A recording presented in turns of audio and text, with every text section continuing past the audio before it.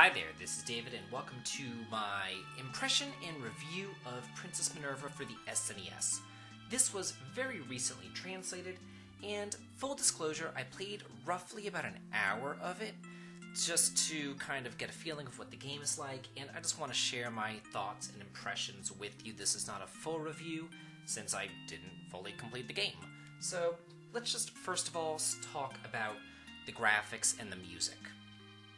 As you can see, the graphics on the towns and the overworld and the battles, not that hot. It's pretty much your standard fare early SNES JRPG graphics. It almost kind of looks like Phantasy Star 4 with kind of the super deformed anime-inspired characters here. The music, it's really nothing to write home about. It's okay, it's passable, it does the job, but it's nothing stupendous. Now, as far as the graphics are concerned, though, kind of outside the game, in like cutscenes and stuff, they're pretty good. There's a lot of cutscenes peppered throughout this game. There's cutscenes at the beginning of the game, cutscenes before boss fights. It's actually pretty nice. And also the character portraits are pretty well done also. In the status screen, you can see arts that everybody has.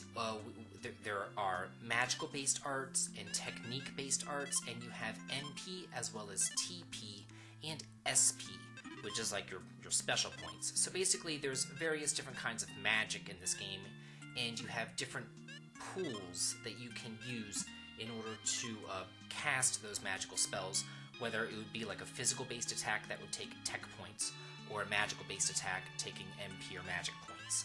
So that's different. It's unique. And speaking of other unique things, the battle system is very unique. Basically, what happens in this game is Princess Minerva has her 8 bodyguards, and she's going around the world and she's trying to save the world or just have fun. She's bored, she wants something to do. So she takes her 8 bodyguards around and she's, fighting enemies, saving the world, and all that kind of stuff. But all 9 characters don't fight at once. Basically, all 9 of them are split into 3 different groups of 3. You can change your characters between those various groups if you want to, but the way that they're set up, they're relatively already balanced, so you really don't have to fiddle around with that if you don't want to. And whenever you're fighting a random battle, it randomly selects which of your 3 groups is going to fight that battle. So you could get into a fight with Princess Minerva and her 2 bodyguards, or you could get into a battle with just, 3 bodyguards. It's completely random. Except for boss fights. During a boss fight, you're actually able to choose which party you would like to fight with. So you could, you could actually move your party around and put your best characters into one particular party to really kick the boss's ass if you so chose. That being said, though, the difficulty thus far, not that hard. I didn't do any grinding, and I was able to get pretty far, actually. I've got to say, though, while I'm talking about the story a bit, it's very, very humorous. This is not what you would typically see in your everyday average Final Fantasy or Dragon Quest game.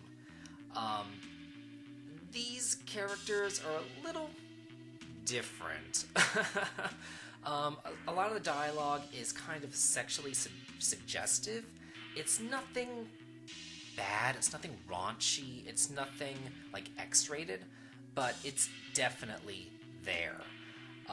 So that's just different, and it's unique, and if you're into that sort of thing, hey, I could totally see somebody enjoying that type of stuff. Me personally, that's not really my humor, and it's not something that I personally enjoy, but it's there.